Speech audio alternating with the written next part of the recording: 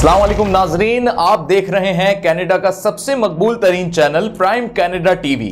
मैं मोहम्मद उमर खान हाजिर हूं प्रोग्राम एजेंडा पाकिस्तान के साथ। इस प्रोग्राम में हम यूं तो पाकिस्तान के सियासी और समाजी मसाइल का तस्करा करते हैं, लेकिन एक ऐसा मसला भी है जिसने ना सिर्फ पाकिस्तान को अपनी लपेट में लिया बल्कि पूरी दुनिया इस वक्त उस मसले की लपेट में है। ये मसला किसी से अब ढका छुपा नहीं रहा, क्योंकि कोविड-19 के नाम से इस मोहलिक वबा ने पूरी दुनिया को परेशान करके रख दिया है और तकरीबन अगर देखा जाए तो 6 लाख से जायद अफराद मौत के घाट उतर चुके हैं। पूरी दुनिया में कोविड-19 ने अपने पंजे गाड़ लिए और कुछ इसमें कदरे बेहतरी आई, यानी सिचुएशन बेहतर होना शुरू हुई पूरी दुनिया की।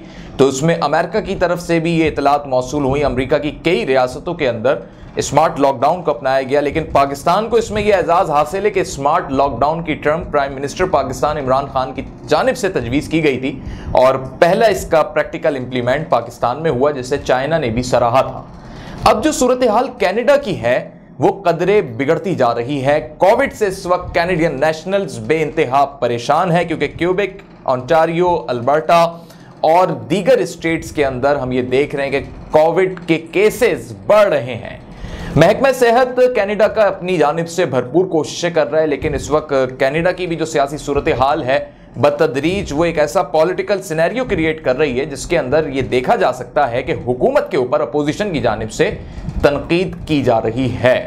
लेकिन prime minister Canada mister Trudeau की जानिब से एक बड़ा अच्छा लाएमल अपनाया गया कि उन्होंने वो तमाम तर एरियाज जहां पर कोविड के केसेस बढ़ रहे हैं कनाडा में, उन्हें हॉट स्पॉट करार दिया और वहां पर मदद के लिए उन्होंने ये ऐलान किया कि फेडरल गवर्नमेंट इसमें भरपूर मदद करेगी, मुआवनत करेगी। इस वक्त सबसे इंपॉर्टेंट चीज़ ये भी है कि आए रोज़ 9-10 अफराद का कोविड में मुब्तला होना ये एक एवरेज रेट बनता जा रहा है। अस्पतालों से ये रिपोर्ट्स मिल रही हैं और मुख्तलिफ जो इसके नताइज हमारे सामने आ रहे हैं। कनाडा की अगर हम इकॉनमी को मद्देनज़र रखें तो वो मनफी नताइज हैं, क्योंकि जो मरकज़ी बैंक है कनाडा का उसकी भी मईशत के हवाले से ये राय बन चुकी है कि कोविड कनाडा की मईशत को मुतासिर कर रहा है।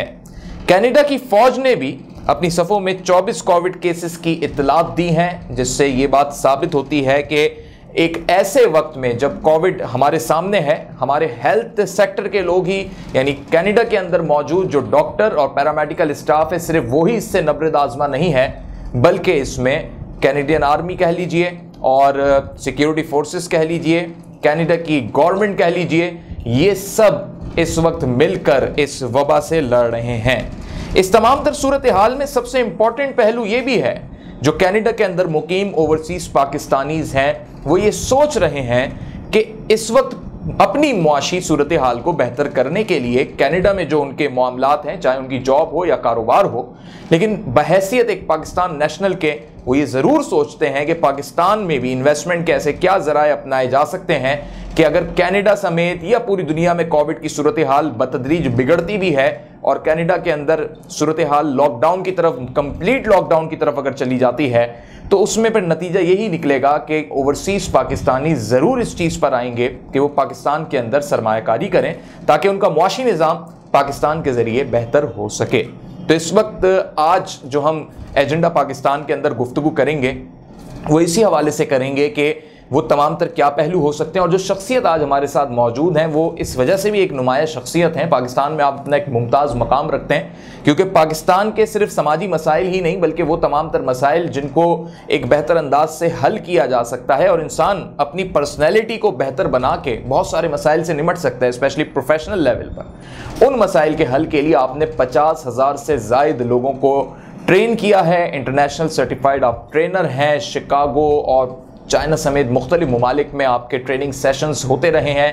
पाकिस्तान में आपके तवातुर के साथ ट्रेनिंग सेशंस चलते हैं और कनाडा की सूरत हाल को भी आप मद्देनज़र रखते हैं। आज हमारे साथ मुमताज़ शख्सियत मौजूद हैं, डॉक्टर कमरुल हसन साहब। अस्सलाम वालेकुम। जी वालेकुम सलाम। डॉक्टर साहब कैसी तबीयत आपकी? अल्हम्दुलिल्लाह खैरियत से आप? आई एम रियली थैंकफुल कि आपने वक्त दिया प्राइम कनाडा टीवी को।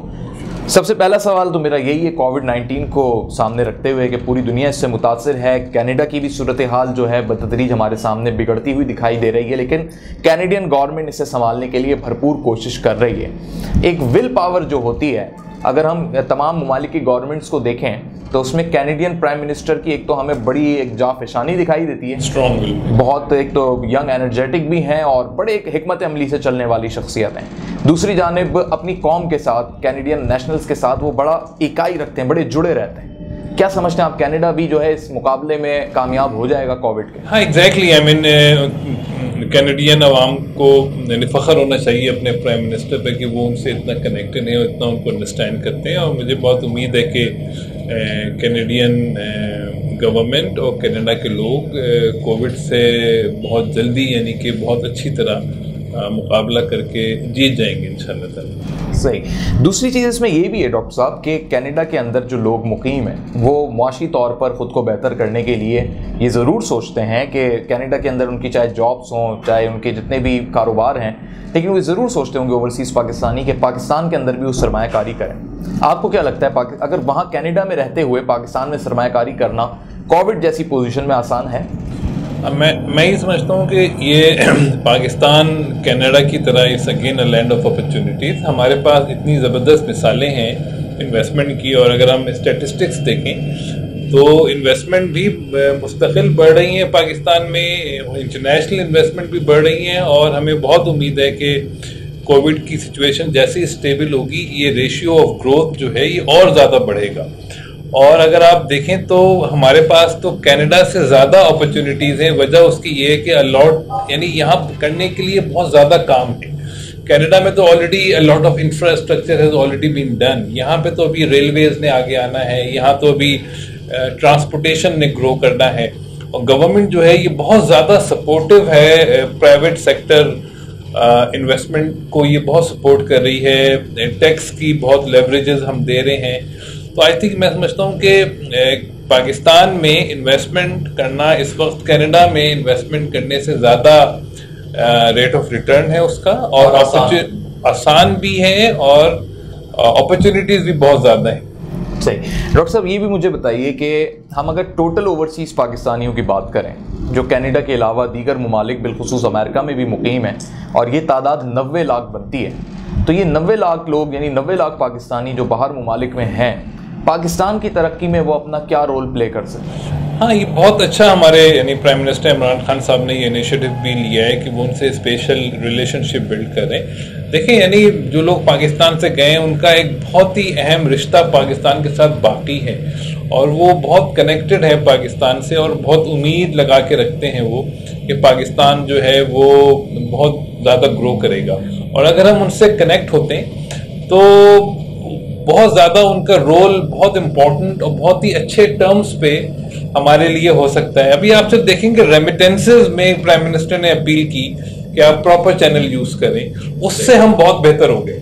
अभी अगर ये लोग इन्वेस्टमेंट करने आ गए और इन्होंने हमारे बड़े बड़े सेक्टर्स और सेगमेंट संभाल लिए, उसके लिए अगर हम एक ट्रस्ट इंशाल्लाह उनके साथ बिल्ड कर रहे हैं, तो फिर तो आप समझें कि हमें तो ज़रूरत ही नहीं है। और ये बहुत अरसे से प्राइम मिनिस्टर कह रहे हैं, और ये मुझे बहुत उम्मीद है कि ये रियलाइज होता हुआ हमें नज़र आ जाएगा।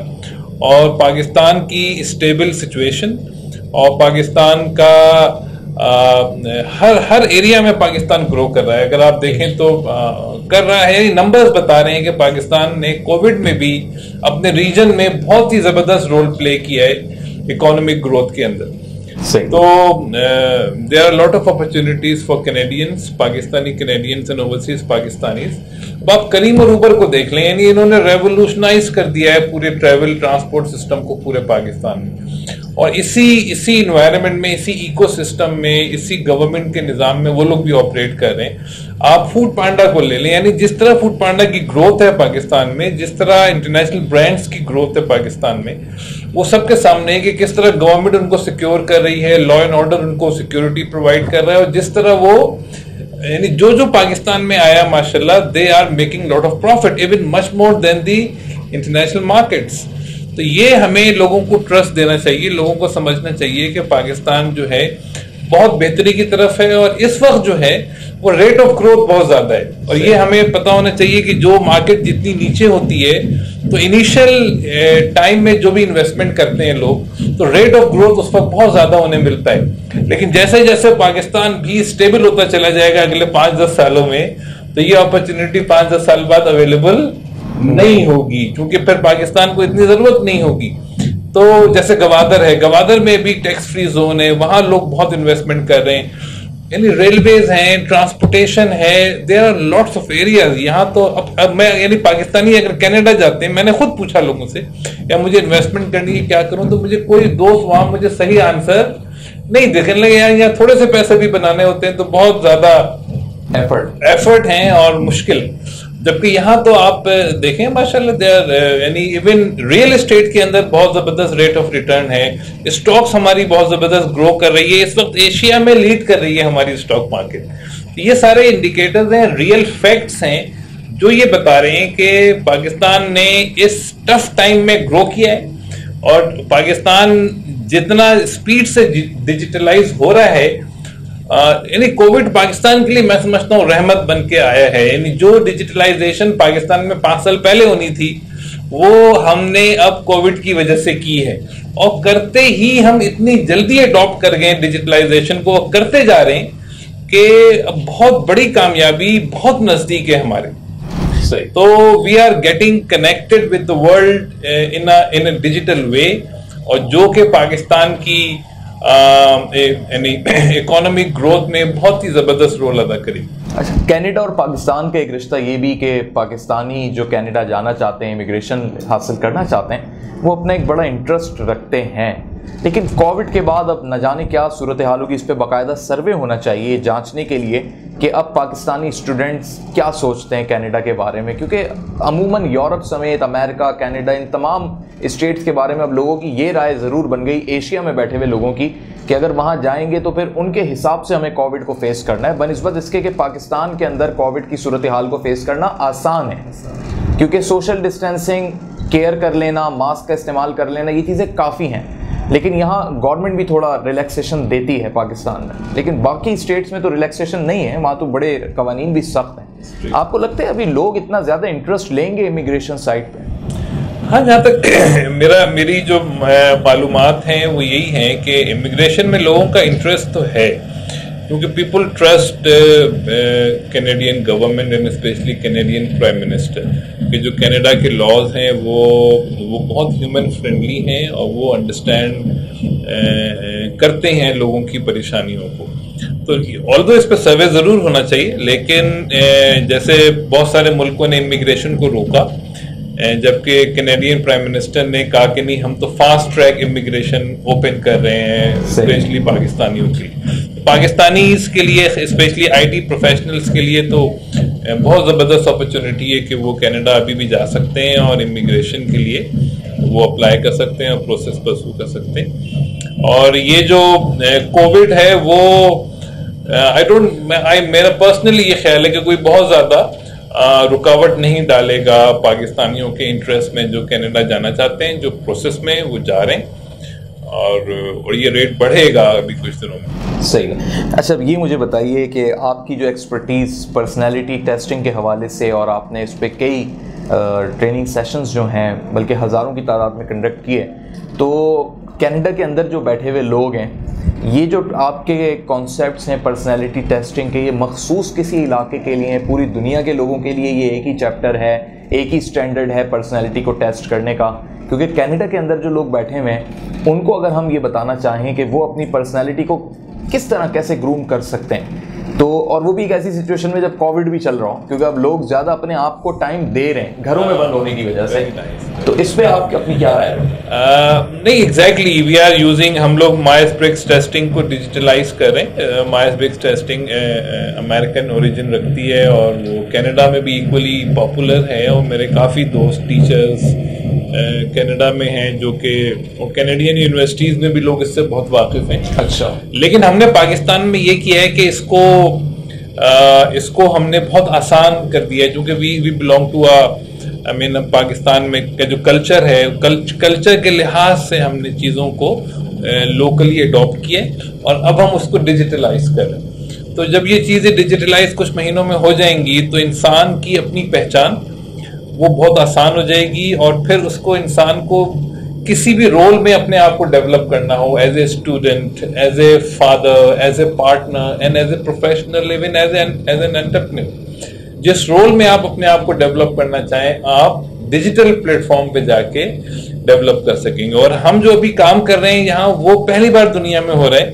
कि पर्सनैलिटी टेस्टिंग को हम, या पर्सनैलिटी असेसमेंट को, या सेल्फ डिस्कवरी को हम कॉमन आदमी के डोमेन में लेकर आ रहे हैं। इसको हम एक्सपर्टीज डोमेन से निकाल के इसको हम कॉमन आदमी के डोमेन में लेकर आ रहे हैं कि अब किसी भी शख्स को अपने आप को पहचानने में, और अपने बच्चों को पहचानने में, अपने टीम मेंबर्स को पहचानने में किसी एक्सपर्ट की जरूरत नहीं होगी। वो ऑनलाइन डिजिटल प्लेटफॉर्म पे जाके ना सिर्फ अपने आप को पहचान सकेगा, अपनी फितरत को, अपने नेचर को पहचान सकेगा, बल्कि वो अपने डेवलपमेंटल प्लान भी बना सकते। बट बेसिक मेरा क्वेश्चन ये था कि वो जो स्टैंडर्ड्स हैं टेस्टिंग के, वो सारी दुनिया के लोगों के लिए एक ही हैं। अच्छा, ये बात आपकी बहुत ज़बरदस्त है कि टेस्टिंग के हम लोग जो सेल्फ असेसमेंट और डिस्कवरी पे काम कर रहे हैं, वो टेस्टिंग स्टैंडर्ड्स तो एक हैं, लेकिन जो पर्सनैलिटी टेस्टिंग है, ये यानी they are basically two main parts of it. एक है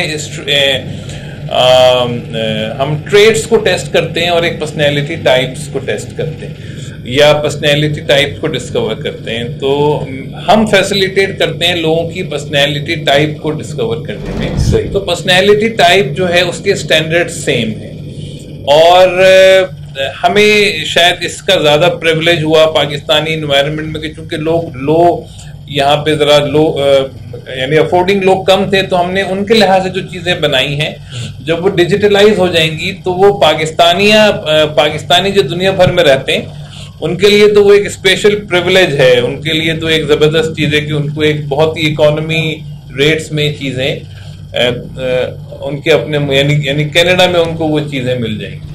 बेहतरीन हो जाएगा ये तो, और ये बड़ी आसानी भी हो जाएगी लोगों के लिए। ये सही। इख्तिताम पे मैं चाहूँगा डॉक्टर साहब, आप मुझे ये बताइए कि कनाडा और पाकिस्तान के रिलेशंस को मजबूत करने के लिए पाकिस्तानी गवर्नमेंट के लिए क्या तजवीज़ हो?